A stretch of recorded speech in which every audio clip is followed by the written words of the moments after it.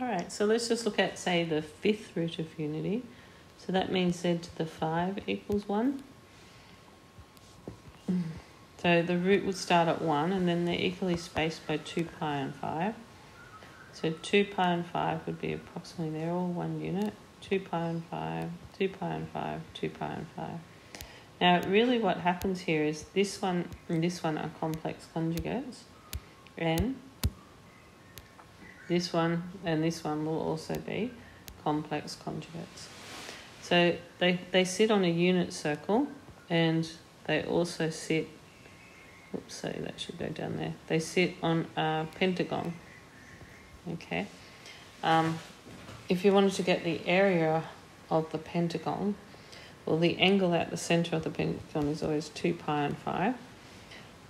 So it's going to be a half times 1 times 1 times sine 2 pi on 5. But there are 5 triangles, so that area would be 5 on 2 sine 2 pi on 5. Now, each of those roots would be z1 equals 1, z2 equals cis 2 pi on 5, z3 equals cis 4 pi on 5.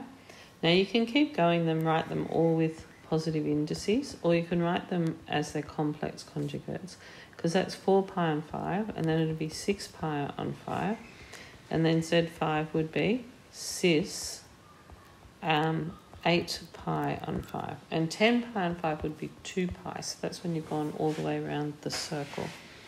If you just did it using like the formula, you know that z equals cis theta, so then you've got z equals r cis theta, so you go r cis theta, this is from scratch actually, to the power of 5 equals cis 0. You end up with r5 equals 1, so r is 1, and cis 5 theta equals 0. So that means that 5 theta equals cis 0. 5 theta equals 0 plus 2k pi. So all of your angles is in the form of 2k pi on 5. So that means that every root is in the form of cis, because it's 1 out the front, 2k pi on 5. If you want the quickest way of doing it, I think it's like getting the first root, which is 1, and just showing them that they're all going up by 2k pi on 5. So when you've done that, that means that when k equals 0, the z would be cis 0, which is 1. When k equals 2, this here, that's 1, that's 2, the root would be cis 2 pi on 5. When k equals 3, the root is cis 6 pi on 5. Now, can you see that when I'm doing this now, that's 4, I'm getting the roots going all the way around. That's 8 pi on 5. Actually, I've missed one, haven't I? When k equals 2, I've missed k equals 1. Shitty me. Okay, let's just do it again. So it's 1, 2, 3. So when it's 1, it's 2 pi on 5. 2 would be 4 pi on 5. This would be 6 pi on 5. When it's 4, it is cis 8 pi on 5. No? Okay. Now I want you to realise that once we get to here, that's just below 180.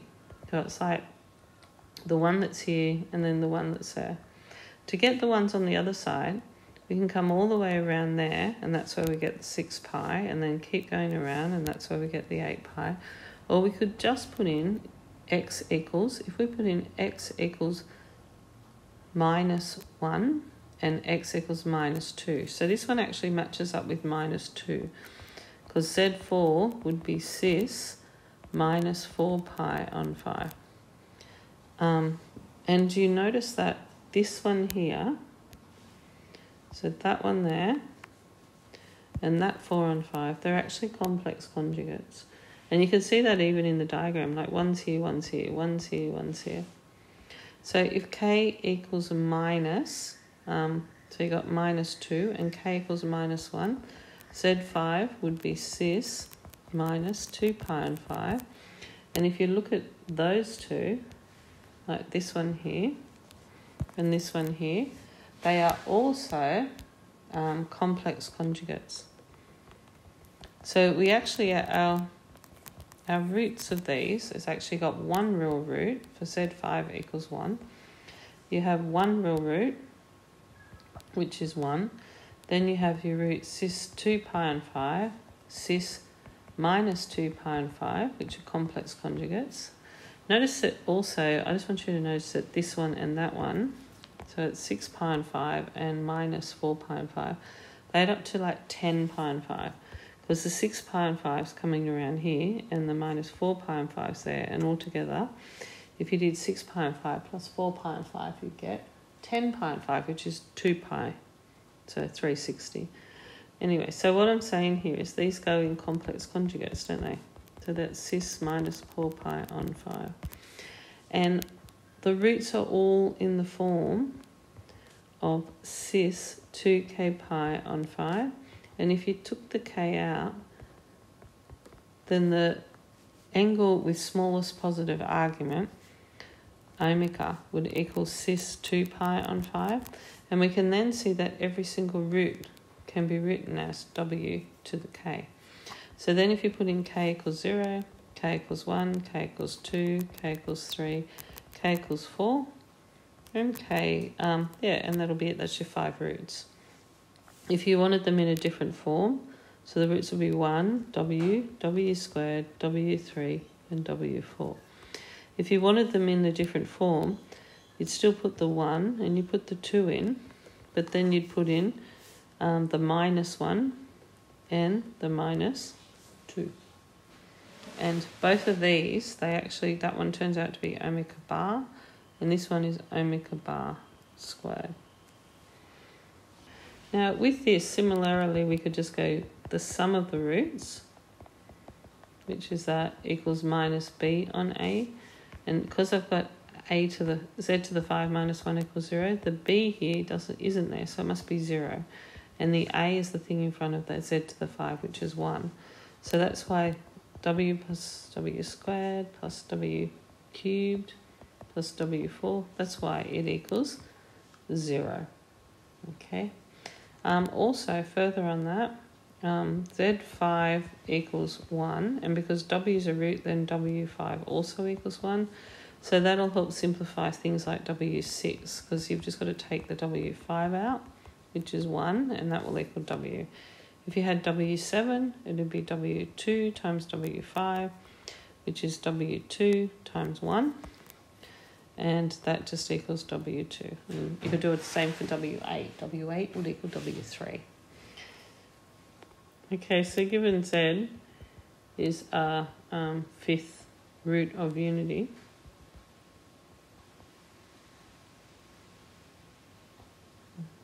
so given wz is a fifth root of unity, so given z is like a fifth root of unity, so you got z5 equals 1, and let omega be a root of z to the 5 equals 1 of smallest possible argument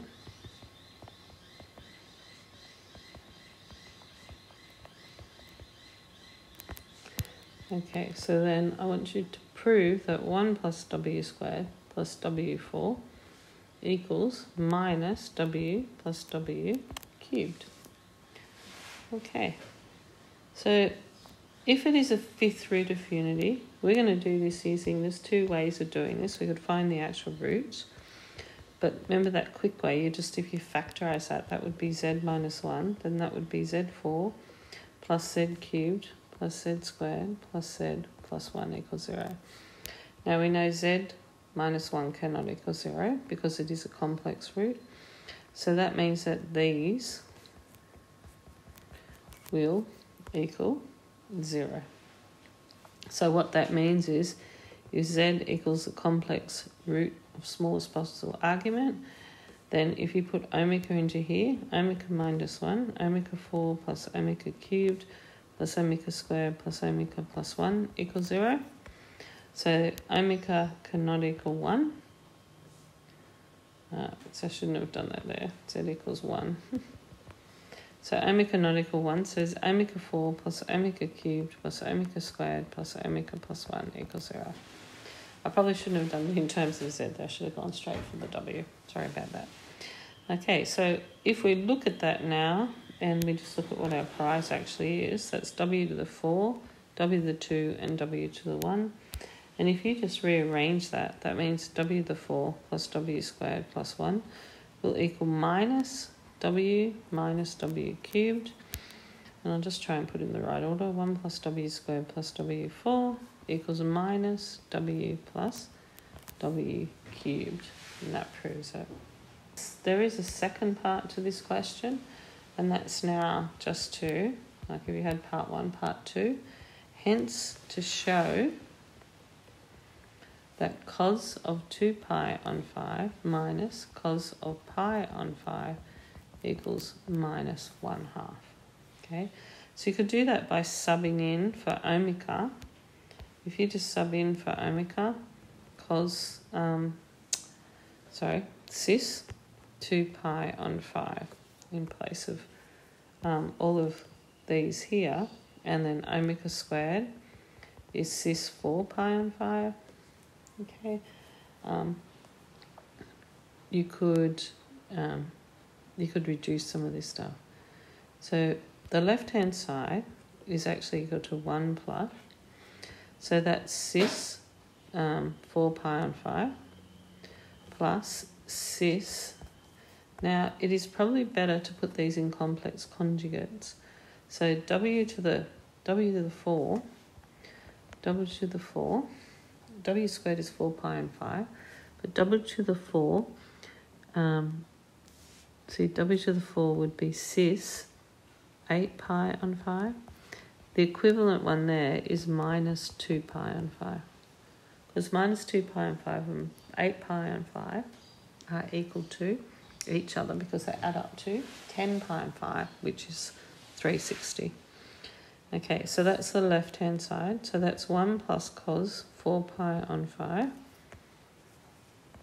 plus cos 2 pi on 5. And then, so that's minus that. And I'll just do the sine part. So I sine 4 pi on 5. Probably should have made that a bit clearer of what I was doing. That cos 4 pi on 5 and I sine 4 pi on 5 go together. And then we have cos minus 2 pi on 5. And we're going to pair that off with I sine sine of minus 2 pi on 5. Okay, now this has got to equal what's on the other side. Now, I'm going to move the other side to this side so that we can just group everything together. So it's going to be plus W cubed. So far, the left-hand side, we're moving all that over. So far, it's going to be 1 plus cos 4 pi on 5 plus I sine 4 pi on 5 plus cos minus 2 pi on 5 plus I sine minus 2 pi on 5 plus, now it's going to be omega, so it's cos 2 pi on 5 plus I sine 2 pi on 5, and then omega cubed. So what's omega cubed? Plus cos, so bring that omega cubed. Omega cubed will be the same as what? It's the same as cis 6 pi on 5. To make 180, it has to be 10, so that would have to be minus 4 pi on 5. So it's minus 4 pi on 5 plus I sine minus 4 pi on 5. Okay, so the negatives will come out of the sine part. So you got 4 pi on 5 plus I sine 4 pi on 5 plus cos minus 2 pi on 5 minus I sine 2 pi on 5 plus cos 2 pi on 5 plus I sine 2 pi on 5. Can you see they go out already? So plus cos 4 pi on 5. Because just remember cos minus a is just cos a, because minus a goes in that quadrant. That's if a is acute, and it'll still work out even if it went into here, the sign will work out. And sine minus a is equal to minus sine a. So cos 4 pi on 5 minus I sine 4 pi on 5. Now the signs for the 4 pi will go out. So you get 1 plus cos 4 pi on 5 plus cos. Now cos minus 2 pi on 5 is just 2 pi on 5. Okay, and there will be 2 of those and 2 of those. Because if you look at, let's have a look where they are. You got 1 4 pi on 5 with another 4 pi on 5. And then you have cos 2 pi on 5, and that goes with another 2 pi on 5 to make this one. And the other one makes that one. Now all of this just equals 0. So if we bring the 1 to the other side and take the cos out, so that's cos 4 pi on 5 plus cos 2 pi on 5 equals minus 1. And then if you divide by 2,